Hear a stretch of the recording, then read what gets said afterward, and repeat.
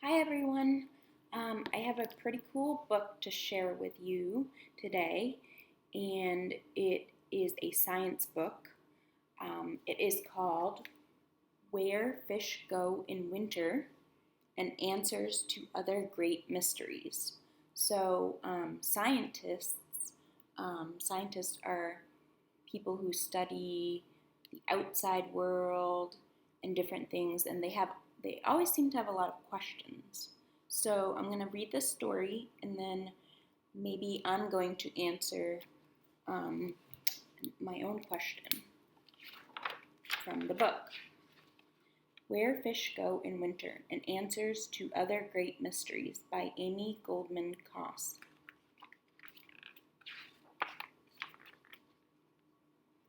Okay, where do fish go in winter? When lakes turn to ice and are covered with snow, what becomes of the fish who are living below? It's not so exciting down under the ice, but fish find it restful and really quite nice. It's dark and it's cold, but the water's not frozen. In fact, it's just perfect for fish to repose in. They breathe very little, their swimming gets slower. Each fish makes his heart rate go lower and lower, and except for occasional lake bottom treats, the whole winter long a fish hardly eats. Why does popcorn pop? Popcorn does the strangest thing of all the foods we eat. Why does it pop and get so big when it's put over heat? Popcorn kernels have a shell that keeps their moisture in. The kernel's shell is fairly tough but also very thin. When you heat the kernels up, the moisture turns to steam. If you make them hotter still, the pressure gets extreme. The steam inside the shell expands, the kernel overloads, till it's as full as it can be, and pop, the corn explodes. How do birds fly? If I had wings, could I then fly and swoop and soar across the sky? To fly, I'd need much more than wings, 'cause wings are just the start of things. Some birds have wings that are too small. Ostriches can't fly at all. A flying bird's proportioned right to make her swift and strong and light. Her beak weighs less than teeth and jaws, her bones are hollow, head to claws. With lungs and heart big for her size, she hardly tires when she flies. And feathers are the perfect touch, they keep her warm but don't weigh much. I didn't know that. Do islands float? Does an island bob and float upon the ocean like a boat? Islands are the part we see of mountains underneath the sea. They are as solid and as still as any other ridge or hill. They do not move despite the motion of the heaving, rocking ocean.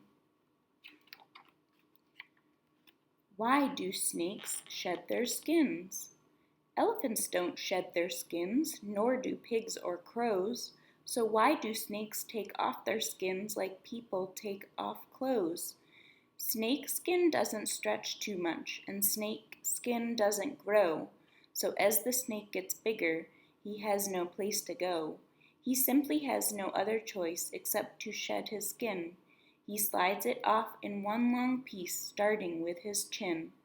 Before he's through, he even sheds the clear skin from his eyes, and then he wears a brand new skin that's in a larger size. What do clouds feel like? Would clouds feel fluffy, soft, and grand if I could touch them with my hand? To clutch a cloud inside your fist would be like holding morning mist. Clouds are not the way they seem. They weigh no more than fog or steam. They're made of tiny water droplets, so light they float above rooftops. How do cats purr? A dog knows how to wag her tail, but only kitties purr. How do they make their purring sound so deep inside their fur? Their belly muscles flutter when the kiddies are content. The flutter makes small puffs of air which to their throats are sent. There the tiny puffs become the purring sound so sweet. Hold a happy kitty close and feel the rapid beat. Bigger cats like tigers purr, the ocelot and cheetah too. They purr just like the kitty does. I think that's neat, don't you? Why do leaves change colors? The oak always lets me know when autumn has begun, but why do its dark green leaves change colors one by one? It's chlorophyll that feeds the tree and makes the leaves look green, but underneath and out of view are hues that can't be seen. When the summer ends at last and days grow short and cold, the chlorophyll then fades away, revealing flecks of gold. When all the chlorophyll is gone, instead of green we see lovely yellow, orange, and red bright leaves on the tree. What is the sound in a seashell? Inside the shell there is a sound mysterious to me. How is that the seashell can sound so much like the sea? A seashell held up to your ear will block out background sound. If you used a jar instead, the same sound would be found. Air molecules that bounce around are half of what you hear, and half the sound is your own blood that's rushing through your ear. Very interesting. Maybe you could take a glass or a jar and hold it up to your ear and see what you can hear. What is the man in the moon? What puts the face on the man in the moon? Is it the shadows of crater and dune? No mountain or crater is so high or low that seen from our planet its shadow would show. The face isn't shadows the scientists find, but rocks the moon's made of and how they combine. Some rocks absorb light and others reflect it. That changes the way that our eyes detect it. So sunlight's reflection off each different place makes light and dark patches which form the moon's face. Do turtles leave their shells? The turtle's shell is cumbersome and makes his movements slow. Why doesn't he just take it off? That's what I'd like to know. Between his backbone and his shell, there is a strong connection. It suits him well. He likes to have his own built-in protection. For if he tried to leave his shell, he'd have to leave his bones as well.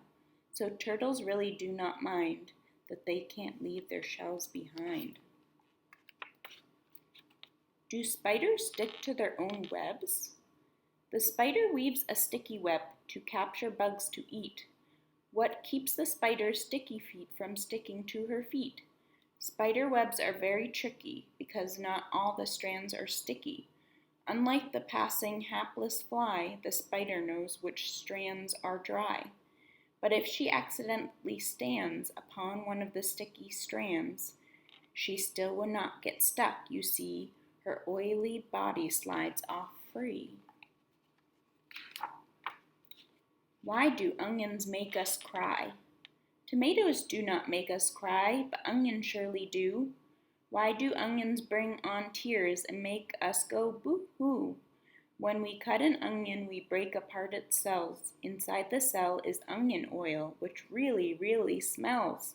The oil turns to vapors that sting our nose and eyes. To wash away the stinging stuff, the eye makes tears and cries.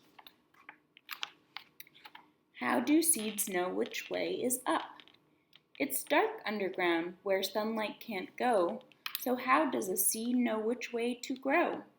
The root is the first to grow from the seed. Down into darkness it digs at full speed. Gravity sensors within each young root teach it to follow a straight downward route. And once this young root has taken the lead, a tender green shoot sprouts out of the seed. The shoot only knows that its life's pursuit means heading the opposite way of the root. Since shoots need sunlight to live and to grow, They forced themselves up through the dark dirt below. The roots need water and the shoots need light.